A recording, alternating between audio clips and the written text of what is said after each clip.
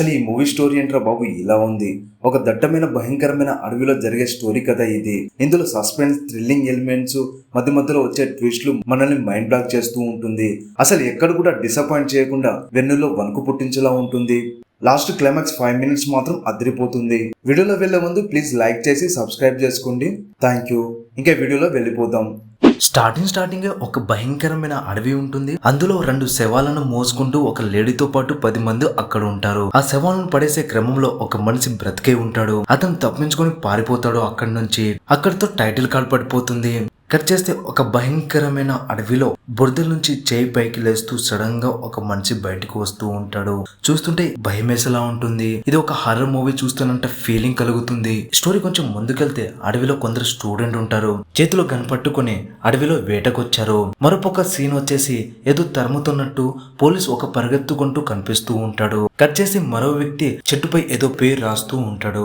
అది ఏంటో మనకు అర్థం అవ్వదు. వేటకొచ్చిన కొందరు అనుకోకుండా బందీ అనుకుని బురదలో వచ్చిన ఆ వ్యక్తిని గన్తో షూట్ చేస్తారు. అడవి మొత్తం భయంకరంగా మారుతూ ఉంటుంది. నల్లటి మబ్బులు అన్ని చుట్టూ కమ్మేసేలా ఉంటుంది. విచిత్రమైన సౌండ్, ఒక విధంగా చెవి పగిలిపోయేలా గబ్బిలాల సౌండ్ వస్తూ ఉంటుంది. అసలు అక్కడ ఏం జరుగుతుంది, పోలీస్ అతను ఎవరు, ఎందుకు పరిగెత్తుకుంటూ వస్తున్నారు, తర్వాత వచ్చే చెట్టుపై రాస్తున్న ఆ వ్యక్తి ఎవరు, ఈ స్టూడెంట్లు ఇక్కడ ఎందుకు వస్తున్నారు, మొదట్లో ఆ కనిపించిన లేడీ ఎవరు, ఇవన్నీ మనకు ఒక కన్ఫ్యూజన్ లా మారుతూ ఉంటుంది. కట్ చేస్తే ఆనంద్ ఏదో కలగన్నట్టు షాక్ నుంచి బయటకు వస్తాడు. చూస్తే అతను హాస్పిటల్ చైర్ మీద కూర్చొని ఉంటాడు. ఏదో భయపడుతున్నట్టు అతని భార్యని తీసుకొని డాక్టర్ దగ్గర వెళ్తాడు. కానీ అతనికి తెలియకుండానే భయపడుతూ ఉంటాడు. అక్కడి నుంచి ఇంటికి వెళ్ళిపోతారు. ఎందుకు ఆనంద్ ఎవరంటే ఒక పోలీస్ అధికారి. ఒక అడవి ఉండే ప్రాంతంలో అతన్ని ట్రాన్స్ఫర్ చేస్తారు. కర్ణాటక కేరళ బార్డర్ లో ఉంటుంది. అతని భార్య డెలివరీకి నెల రోజులు టైం ఉండడంతో జాయిన్ అయి మెడికల్ లీవ్ పెట్టేసి తిరిగి వస్తానని భార్యతో చెప్తాడు. తర్వాత మరుసటి రోజు అక్కడి నుంచి ఆ ఏజెన్సీ ఉన్న ప్రాంతానికి బయలుదేరతారు. మొదట బస్ లో ప్రయాణించిన తర్వాత అడవి ప్రాంతంలోని ఊరు పోలిమర దగ్గర దిగుతాడు. అక్కడి నుంచి జీబీ ఎక్కేసి లోపల వెళ్లాల్సి ఉంటుంది. అక్కడ ఉన్న అతనికి సడన్ గా ఫోన్ వస్తుంది. అదేంటంటే సడన్ గా వైఫ్ కి పెయిన్ రావడంతో హాస్పిటల్ తీసుకెళ్లామని అతని ఫ్రెండ్ అంటాడు. చాలా టెన్షన్ పడుతూ కంగారు పడుతూ ఉంటాడు ఆనంద్. అక్కడ నుంచి జీప్ లో ప్రయాణిస్తూ ఉంటాడు. ఎంత ట్రై చేసినా సిగ్నల్స్ అనేది అక్కడ ఉండదు. ఫోన్ కలవకుండా ఉంటుంది. అతని ఆపోజిట్ ఉన్న వ్యక్తి అతని ఫోన్ ఇస్తాడు. ఫోన్ చేసి మాట్లాడిన అతను అతనికి పాప పుట్టిందన్న విషయం తెలిసిపోతుంది. ఎంతో ఆనందంగా ఉంటాడు. ఈ ఆనందాన్ని ఎక్కువగా గడపక ముందే సడన్ గా అడవి నుంచి రోడ్డు పైన ఒక పోలీస్ అధికారి వచ్చేస్తాడు. దీంతో జీప్ అతన్ని గుద్దేస్తుంది.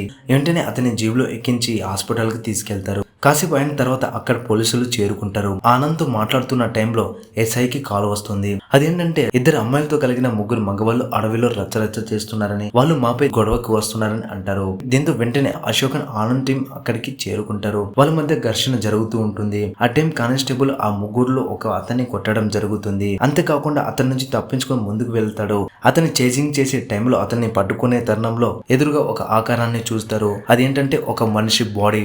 మొత్తానికి అక్కడ చేరుకున్న ఆనంద్ మరియు ఎస్ఐ అశోకన్ అతన్ని చూసి అది ఒక పోలీస్ బాడీ అని గుర్తిస్తారు. అక్కడి నుంచి ఎస్ఐ మరియు అతని టీం వెళ్ళిపోతారు. దారిలో వాళ్ళకి వాకిటాక్ లో కాల్ వస్తుంది. అది ఏంటంటే వేరే స్టేట్ కు సంబంధించిన ఒక పోలీస్ అధికారి ఆ అడవిలో చిక్కుకున్నాడని, అతని కాలుపై దెబ్బలు తగిలిందని అంటాడు. ఇంకా అతని కాపాడాలని వేడుకుంటాడు. ఆ ఎస్ఐ అశోకన్, మీ డిపార్ట్మెంట్ చెందిన అతనికి యాక్సిడెంట్ అయింది, అతని వాకిటాక్ మా దగ్గర ఉంది, మేము ఏం చేయలేము అంటాడు. అతను ప్రాణాపాయ స్థితిలో ఉన్నాను, ఎలా అయినా కాపాడాలని ఎంతో వేడుకుంటారు. దీంతో ఆనంద్ అక్కడ ఉన్న వాళ్ళని కన్వీనియన్స్ చేసి అడవిలో వెళ్లడం స్టార్ట్ చేస్తారు. ఇక్కడ కట్ చేస్తే సడన్ గా ఒక సీన్ ఎదురవుతుంది. అడవిలో ఒక బస్ ప్రయాణిస్తుంది. అందులో 7 పోలీస్ డిపార్ట్మెంట్ ఉంటే వాళ్ళతో పాటు 4 ఖైదీలు ఉంటారు. అడవి మధ్యలో వెళ్లేసరికి తప్పించుకోవడానికి ట్రై చేస్తూ ఉంటారు. అందులో ఒక పోలీస్ అధికారికి గన్తో కూడా షూట్ చేస్తారు. దీంతో అతని షోల్డర్ పై దెబ్బ తగులుతుంది. ఖైదీలు మాత్రం అక్కడి నుంచి తప్పించుకొని ఆ అడవిలో వెళ్ళిపోతారు. వాళ్ళని వెంబడి అడవిలో వెళ్లిన ఆ పోలీస్ అధికారులు ఒక్కొక్కరు చనిపోతూ ఉంటారు. 2 పోలీస్ వ్యక్తులు మాత్రమే బ్రతికే ఉంటారు. వాళ్ళిద్దరూ అలా అడవిలో ముందుకు వెళ్లి చూస్తే అక్కడ కాకి తలతో ఉన్న ఒక బాడీ కనిపిస్తుంది. అది ఏంటనేది వీళ్ళకి అర్థం అవ్వదు. ఆ అడవిలో ఎందుకు అది కనిపించింది అనేది కూడా కన్ఫ్యూజ్ అవుతూ ఉంటాం. లిటరల్లీ చాలా టెన్షన్ పెట్టిస్తూ ఉంటుంది. ఆనంద్, ఎస్ఐ అశోకన్, రంజీ ముగ్గురు కలిసి ఆ పోలీస్ అధికారిని వెతకడానికి లోపలికి వెళ్తారు. అయితే ఎస్ఐ అశోకన్ ఆనంద్తో అంటాడు, ఈ అడవి చాలా విచిత్రమైనది, ఇక్కడ ఎన్నో మిస్టరీలు జరుగుతూ ఉంటాయి అండ్ జరిగింది కూడా. ఒకప్పుడు ఈ అడవిలో గుడి ఉండేది, దాన్ని పూజించే వాళ్ళు కూడా. కానీ ఎప్పటి నుంచో అయితే ఇక్కడ నరబలి ఇవ్వడం స్టార్ట్ చేశారో ఈ అడవి మొత్తం భయంకరంగా మారిపోతుంది. ఇంకా దీని గురించి ఇంకా చరిత్ర మాట్లాడుకుంటే 1960లో ఈ అడవి దగ్గర ఒక పోలీస్ స్టేషన్ ఉండేది. అందులో కానిస్టేబుల్ గా ఉన్న ఒక అమ్మాయి ఇక్కడ మిస్సింగ్ అవుతుంది. పోర్చుగీస్ అనే లేడీ తక్కువ వయసు ఉన్న అబ్బాయిని పెళ్లి చేసుకుంటుంది. కానీ ఆ అబ్బాయికి వేరే అమ్మాయితో అక్రమ సంబంధం ఉండడం వల్ల దీంతో ఆ పోర్చుగీస్ లేడీ వాళ్ళిద్దరిని చంపేసి ఈవిడ కూడా చనిపోయిందని, ఈ ముగ్గురు ఈ అడవిలో ఇప్పుడు ఆత్మలుగా తిరుగుతున్నారనే ప్రచారం జరుగుతూ ఉంటుందని ఎస్ఐ అశోకన్ ఆనంద్తో అంటాడు. ఒక మాదిరి వింతగా చూస్తున్న ఆనంద్కి ఇది నిజంగా అబద్ధం అనేది అర్థం అవ్వదు, కానీ స్టోరీ మాత్రం స్ట్రాంగ్ గా బిల్డ్ అవుతూ ఉంటుంది. వీళ్ళు వెళ్తున్న దారిలో ఎస్ఐ అశోకన్ కి సిగ్నల్ వస్తుంది. ఫెనోమెనల్ స్టేషన్ లో ఉన్న ఏఎస్ఐ కి కాల్ చేస్తాడు ఎస్ఐ అశోకన్. మేము మీ పోలీస్ స్టేషన్ కి సంబంధించిన ఆఫీసర్ని కలవడానికి వెళ్తున్నాం, అయినా ఇలాంటి ప్రమాదంలో ఉన్నాడు అని జరిగింది మొత్తం చెప్తాడు. కానీ ఇక్కడ ట్విస్ట్ ఏంటంటే మనం షాక్ అయిపోతాం వింటే. అసలు స్టీఫెన్ జోసెఫ్ అనే పేరు గల వ్యక్తి మా పోలీస్ స్టేషన్ లో లేడు అని ఏఎస్ఐ చెప్పడం జరుగుతుంది. వాకిటాకులో లైన్ లో ఉన్న స్టీఫెన్ మాట్లాడుతూ ఏఎస్ఐ అంటే ముత్వేలే కదా, నేను స్టీఫెన్ అంటాడు. దాంతో లైన్ లో ఉన్న ఏఎస్ఐ ముత్వేల్ అనే పేరు వినగానే షాక్ అయిపోతాడు. నిజంగా చెప్పాలంటే ఆ పేరు వినగానే భయపడిపోతాడు. పూర్తి పేరు ముత్వేల్ మ్యానల్ అనేసరికి, సార్ అతను మా నాన్న సరిగ్గా 38 సంవత్సరాల కిందట స్టీఫెన్ జోసెఫ్ మా పోలీస్ స్టేషన్ కి ఎస్ఐగా ఉండేవాడు. నిజంగా చెప్పాలంటే 35 సంవత్సరాల తర్వాత మిస్ అయిన వాళ్ళు ఇప్పుడు బతికే ఛాన్స్ లేదు, మీరు బతకాలంటే అక్కడ నుంచి వెంటనే వెనక్కి వచ్చేయండి అని చెప్తారు. ఇక్కడ ఈ మాటలు చెప్పేసరికి మామూలుగా రియాక్షన్ ఉండదు. విన్న వాళ్ళకి చూసి మనకు కూడా లిటరలీ ప్యాక్ అయిపోతుంది. అసలు 30 years కిందట చనిపోయిన వాళ్ళు ఇప్పుడు ఆ వాకిటాకులో మాట్లాడడం ఏమిటి, ఆ పోలీసుని వెతుక్కుంటూ ఆనంద్, అశోకన్, రంజిత్ వెళ్ళడం ఏమిటి, నిజంగా అడవిలో ఏం జరుగుతుంది, మొత్తం మీద కన్ఫ్యూజన్ లో పడిపోతూ ఉంటాం. అసలు ఏం సినిమా రా బాబు ఇది, మన మైండ్ కి టెస్ట్ పెట్టే సినిమాలా ఉంటుంది. అక్కడి నుంచి తిరిగి వచ్చేయండి, అది చాలా ప్రమాదకరం అనేసరికి వీళ్ళు ఇంకా మాట వినకుండా ముందుకు వెళ్తారు. ఇది మొత్తం రాజీకి నచ్చదు. కానీ వీళ్ళు ఇంకా ముందు వెళ్ళేసరికి నేను రానని అక్కడి నుంచి రిటర్న్ వెళ్ళిపోతాడు రాజీ. వాకిటాకీలో సౌండ్ అలాగే వస్తూ ఉంటుంది. నేను ఇక్కడే ఉన్నాను, నేను కదలేని స్థితిలో ఉన్నాను, నా వెనుక ఒక పెద్ద చెట్టు ఉందని అంటాడు. కానీ ఇక్కడ ట్విస్ట్ మామూలుగా ఉండదు. అవతల మాట్లాడుతున్న వ్యక్తి సడన్ గా, సార్ నా పక్కన ఒక బాడీ ఉంది అంటాడు. ఆ బాడీ కూడా ఒక పోలీస్ అతనిదే అంటాడు. అతని పేరు కూడా ఉంది, ఆ పేరు వచ్చేసి ఎంజి అశోకన్ అని అనేసరికి ఆనంద్ ఒకేసారి షాక్ అవుతాడు. లిటరలీ మనం కూడా షాక్ అవుతూ ఉంటాం ఆయన చెప్పేసరికి. పక్కన ఆనంద్ కూడా భయపడుతూ ఎస్ఐ అశోకన్ వైపు చూస్తాడు. అతని పేరు కూడా ఎంజి అశోకన్ ఉంటుంది.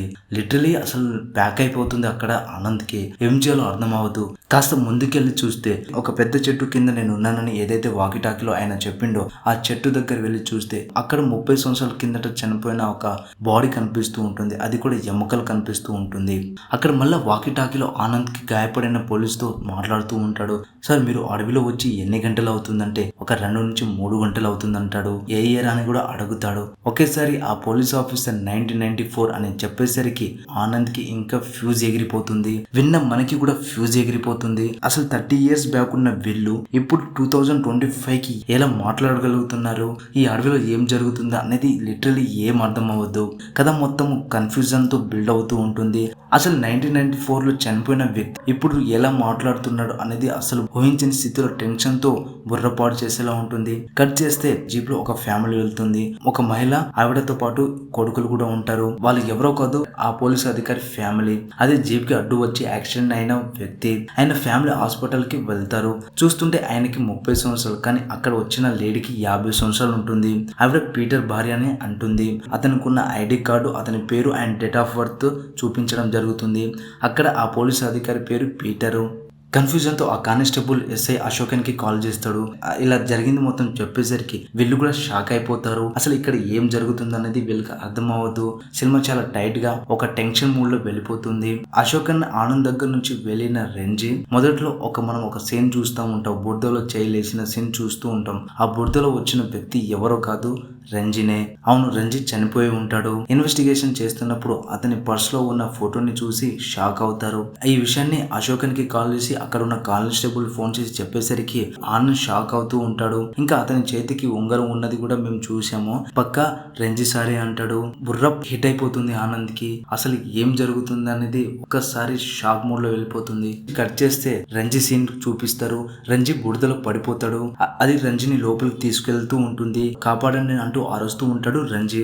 అప్పుడే అశోక్ ఆనంద్ అతన్ని చూసి అతని దగ్గర వెళ్లి కాపాడడానికి ట్రై చేస్తారు, కానీ కాపాడలేకపోతారు. అడవి మొత్తం నల్లగా మారిపోతుంది. కళ్ళు తెరిచి చూసేసరికి ఆనంద్ పక్కన అశోకన్ ఉండడు, మరియు రంజి కూడా ఉండడు. అసలు మిస్టరీ ఏంటంటే ఆ అడవిలో ఎంతమంది చనిపోతున్నారు, ప్రతి ఒక్కరికి ఆనంద్ తో లింక్ ఎందుకు ఉంటుంది. చనిపోయిన స్టీఫెన్ తో ఆనంద్ మాట్లాడడం జరుగుతుంది. పీటర్ ని కనిపిస్తాడు. విచిత్రం ఏంటంటే వీళ్ళిద్దరూ 1994 లో చనిపోతారు, కానీ ఆనంద్ వాళ్ళని ఎలా చూడగలుగుతున్నారు అనేది ఇక్కడ పాయింట్ అస్సలు అర్థం అవ్వదు. అసలు ఈ మధ్యలో కనిపించే వ్యక్తి ఎందుకు చెట్లపై ఒక సింబల్ ని వేస్తున్నాడు, ఎవరితను, ఇవన్నీ చాలా కన్ఫ్యూజ్ అవుతూ మన మైండ్ లో ఏది అర్థం అవ్వదు. అసలు నెక్స్ట్ ఏం జరుగుతుంది ఇవన్నీ కన్ఫ్యూజన్ తో రన్ అవుతూ ఉంటుంది. కానీ ఎవరైతే సింబల్ చెక్కుతున్న వ్యక్తి ఉంటారో ఆయనకి మొత్తం తెలిసి ఉంటుంది.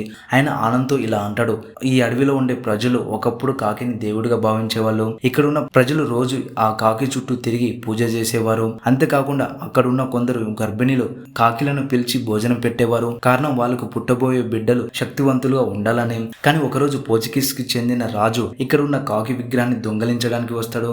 విగ్రహాన్ని దొంగిలించడం అతని వల్ల అవ్వదు. దీంతో ఇక్కడున్న ప్రజలను అందరినీ చంపేస్తూ ఉంటాడు. మొత్తం రక్తంతో నిండిపోయిన ఈ అడవి చాలా ఉగ్ర రూపంలో మారిపోతుంది. ఎవరైతే పోర్చుగీస్ రాజు వాళ్ళ సైన్యం ఉంటారో వాళ్ళు కూడా ఇక్కడే బయటకు వెళ్లకుండా మరణిస్తారు. మొత్తం రక్తపాతంతో నిండిన ఈ అడవి, కొత్త వాళ్ళు ఎవరు వచ్చినా వాళ్ళ రక్తం నేల మీద పడితే ఈ అడవి మొత్తం ఒక వింతైన శబ్దంకి, ఒక నల్లంటి మబ్బులా మారిపోయి మనం ఊహించని రీతిలో మారిపోతూ ఉంటుంది. హైలైట్ అంటే ఇక్కడ మనం గమనించాల్సిన విషయం ఏంటంటే ఈ అడవిలో ఎంతమంది వచ్చినా ఇక్కడ వాళ్ళ రక్తపు చుక్క నేల మీద పడితే మళ్ళీ మొదటికి వచ్చేస్తుందని అర్థం చేసుకుంటారు. ఇక్కడ నుంచి బయటకు పడాలంటే ఒక చిన్న రక్తపు చుక్క కూడా నేలని తాకకూడదు అని చెప్పేసరికి ఆనంద్కి మొత్తం అర్థమైపోతుంది. ఇందులో మరో ట్విస్ట్ ఏంటంటే స్టీఫెన్ జోసెఫ్ ఎవరో కాదు, ఆనంద్ వాళ్ళ తండ్రినే. ఎందుకంటే 30 years కిందట తప్పిపోయిన వీళ్ళు అదే అడవిలో తిరుగుతూ ఉంటారు. ఆనంద్కి మాత్రం తెలుసు స్టీఫెన్ వాళ్ళ నాన్నని. ఫైనల్ గా వీళ్ళందరూ బయటపడాలంటే చిన్న రక్తపు మరక కూడా కింద పడకుండా ఉంటేనే వీళ్ళు అడవి నుంచి బయటకు వెళ్ళగలరు.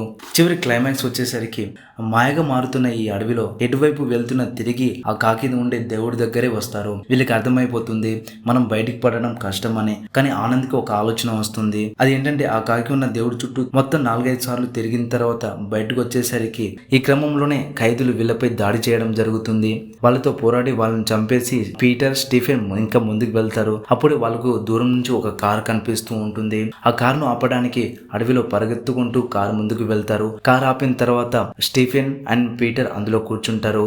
ఆనంద్ని కూడా పిలుస్తారు. కానీ ఆనంద్ వెళ్లకుండా ఇక్కడ నేను చేయాల్సిన పని ఇంకా చాలా ఉందని అక్కడి నుంచి ఆనంద్ మళ్ళీ అడవిలోకి వెళ్ళిపోతాడు. ముందు ఆ కాకి దేవుడు ముందే తన తలపై గన్తో షూట్ చేసుకుంటాడు. కట్ చేస్తే షాకు నుంచి బయటకు వచ్చిన ఆనంద్ హాస్పిటల్లో కూర్చుని ఉంటాడు. పక్కన నర్స్ ఒక పాపను పట్టుకొని వస్తుంది. స్టీఫెన్ జోసెఫ్ వాళ్ళ కొడుకే ఆనంద్. సో అంత బాగున్న టైంలో అతనికి అదే ఊర్లో కర్ణాటక కేరళ బార్డర్లోనే ఆ ఊర్లోనే బదిలీ అవుతుంది. పాపను చూసిన తర్వాత ఆయన హ్యాపీగా వెళ్ళిపోతాడు. పోలీస్ కార్ లో కూర్చున్న అతనికి ఏదో తెలియని భయం మొదలవుతూ ఉంటుంది. తర్వాత ఎస్ఐ అశోకన్ని చూస్తాడు. ముందు జరిగిన మొత్తం ఫ్లాష్ బ్యాక్ గుర్తొస్తుంది. తర్వాత ముందుకు వెళ్ళేసరికి ఒక అమ్మాయి సడన్ గా ముందుకు రావడంతో జీబు ఆ అమ్మాయిని గుద్దేస్తుంది. వెంటనే ఆ అమ్మాయిని జీబులో ఎక్కించి హాస్పిటల్ తీసుకెళ్లే టైంలో ఆనంద్ ఆ అమ్మాయి దగ్గర ఉన్న మొబైల్ ని చూస్తాడు. ఆ మొబైల్లో ఆ అమ్మాయితో పాటు పక్కన ఆనంద్ కూడా ఉంటాడు. ఇక్కడే అర్థమైపోతుంది ఆ పాప ఎవరో కాదు, ఆనంద్ కూతురే అని. ఆనంద్కి ఏం చేయాలో అర్థం అవ్వద్దు, టెన్షన్ పడుతూ ఉంటాడు. జీప్ పక్కన ఆపేసి కిందకి దిగి ఆలోచించేసరికి పక్కన పోర్చుగీస్ రాజు కనిపిస్తాడు. అప్పుడే ఫ్యూజ్ ఎగిరిపోతుంది. ఇది మొత్తం పోర్చుగీస్ రాజును ఆపితే ఇక్కడ రక్తపాతం జరగకుండా, ఏదైతే ఒకప్పుడు ఇలా చెప్పుకుంటారో రక్తపాతం ఇలా జరిగింది, ఇలా పోర్చుగీస్ రాజు వచ్చాడు, విగ్రహాన్ని దొంగలించే క్రమంలో ఇక్కడున్న ప్రజలను చంపేశారని, ఈ స్టోరీ జరగకుండా ఉండాలంటే వాళ్ళిద్దరే కాపాడతారని అర్థమైపోతుంది. ఇక్కడితో సినిమా ఆగిపోతుంది. ఇది వచ్చేసి నెక్స్ట్ పార్ట్ 2గా మొదలవుతుంది. సో ఇది ఫ్రెండ్స్, ఈ మూవీ మొత్తం చాలా కన్ఫ్యూజన్ తో, చాలా టైట్ గా, చాలా సస్పెన్స్ తో, ఒక మిస్టరీ థ్రిల్లింగ్ ని కలిగి ఉంటుంది. మీకు ఎలా అనిపించింది అనేది కామెంట్ చేయండి.